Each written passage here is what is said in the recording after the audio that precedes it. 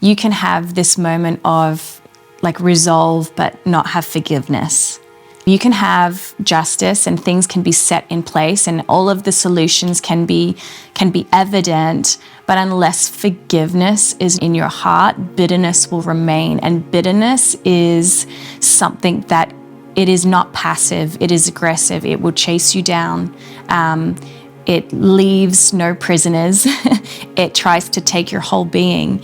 And I found in a particular moment in my life, I remember it being resolved, but my heart was still not resolved. I was still angry and still kind of like held unforgiveness and wanted to hang in that space. Like there was this desire to just sit there in bitterness. And bitterness gets comfortable in your life. It sets up its home. And I remember the Lord leading me to a story. It's the story of Jacob and Esau. Jacob becomes a deceiver and deceives his brother and does wrong by his brother. And we see this separation of the relationship.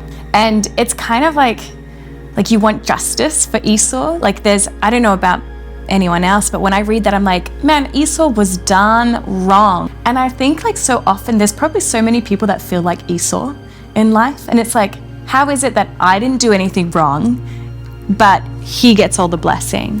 And as I'm struggling with my own bitterness in this moment, the Lord led me to the story, and he led me to the story where Jacob is being told he's got his whole family, he's got all the blessings that God has given him. He's got wives, he's got children, he's got flocks, and he's traveling, and one of his messengers comes and says, your brother Esau is coming with an army. And like you can kind of paint the picture. I'm like, oh, Esau's about to like his brother, like he's fed up with like bitterness must have crept into his heart, and he's angry at his brother and he wants justice, and so he's going to kill his brother. And we see this moment in this story where Esau and Jacob, like their stories start to intercept and they collide. And it was this beautiful moment where it just says Esau ran up and embraced his brother, and they just wept and they loved each other.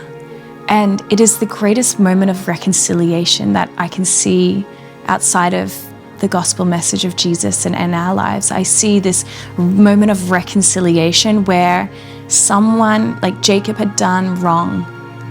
And in this moment where Esau could have actually gone, I'm going to get my revenge, he chose reconciliation.